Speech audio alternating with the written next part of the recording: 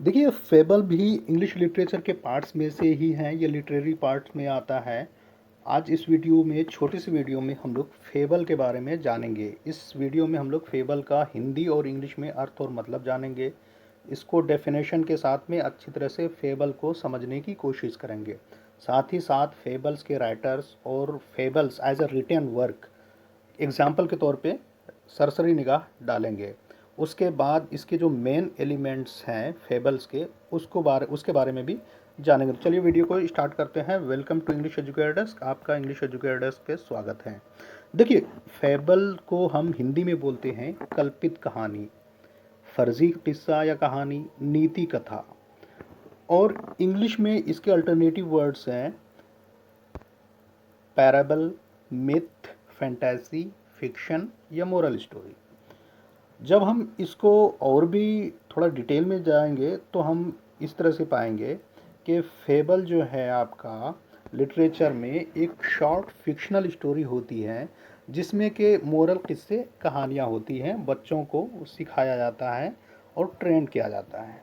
ठीक है, मतलब इन शॉर्ट में और भी आप देखिए और इसमें क्या क्या यूज़ होता है। जैसे a fable uses humanised animals, objects और parts of nature as a main character. मतलब जो मेन कैरेक्टर होते हैं इसमें वो एनिमल्स का होता है और ह्यूमन का फॉर्म उसको दे दिया जाता है। मतलब पर्सोनिफिकेशन यूज़ किया जाता है। मतलब एक एनिमल है ह्यूमन के फॉर्म में, ह्यूमन का जो कैरेक्टरिस्टिक होता है उसमें उसको ढाल दिया जाता है। ऐसे ही छोटी सी कहानी होती है इसमें। तो छोटी छोटी कहानियाँ जो बनी होती हैं, मेन कैरेक्टर्स एनिमल्स होते हैं ह्यूमन के फॉर्म में। ठीक है, यहाँ तक समझ में आ गया। चलिए आगे हम कुछ एग्जाम्पल के तौर पे फेबल के राइटर और फेबल्स को भी जानते हैं।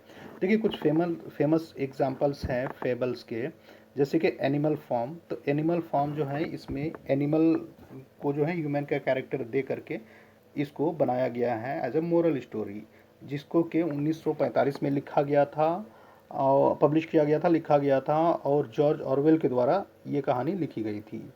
इसी तरह से आपका गुलिवर्स ट्रैवल्स पब्लिश्ड इन 1726, मतलब 1726 में पब्लिश किया गया था, जिसको कि जोनाथन स्विफ्ट ने लिखा था। इसी तरह से आपका जंगल बुक, जिसमें मोगली कैरेक्टर्स हैं, तो ओरिजिनली 1894 में पब्लिश किया गया था, जिसको रुडयार्ड किपलिंग के द्वारा लिखा गया था। ये तो छोटा सा लिटरेरी एग्जाम्पल है। और भी आपने कछुए वाली कहानी सुनी होगी, और भी किसी तरह से और भी मोरल स्टोरी बंदर वाली, और भी कई तरह से कहानियाँ होती हैं। तो ये सारे फेबल्स कहलाते हैं। ठीक है, यहाँ तक समझ में आ गया। चलिए आगे फेबल्स में जो मेन कैरेक्टर्स या मेन जो एलिमेंट्स होते हैं उसके बारे में भी जान लेते हैं। देखिए, फेबल्स में जो मेन कैरेक्टर्स या एलिमेंट्स होते हैं, कैरेक्टरिस्टिक्स, वो है आपका कि animals are usually the main characters. जानवर जो हैं कैरेक्टर के फॉर्म में होता है। Plots and characters are simple, इसके प्लॉट्स और कैरेक्टर्स भी वेरी सिंपल होते हैं ताकि आराम से पहचान में आ सके। जैसे बंदर हो गया, हाथी है, इसी तरह से घोड़ा है, और भालू हैं। तो इस टाइप से टोर्टाइज हैं, रैबिट है।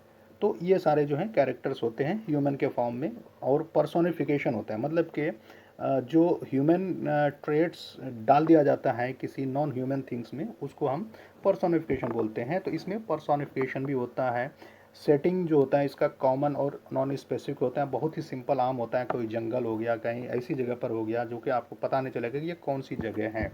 सिर्फ आप ऊपरी तौर से जान सकते हैं कि ये नदी है, जंगल है, पहाड़ है। ठीक है, स्टोरी टीचेज अ लेसन और मोरल लेसन। हर फेबल में जो एक लेसन दिया जाता है देखने वाले को, पढ़ने वाले को, या मोरल लेसन दिया जाता है। तो ऐसी जो कहानियाँ होती हैं वो फेबल्स कहलाती हैं, और ये शॉर्ट में होती हैं, छोटे छोटे पार्ट्स में हो करके ये मोरल लेसन देता है। ठीक है, तो उम्मीद है आपने फेबल को हिंदी और इंग्लिश में अच्छी तरह से समझ लिया है। Thanks for watching English educator desk. Please like this video and subscribe my channel to get more videos like this. Thank you.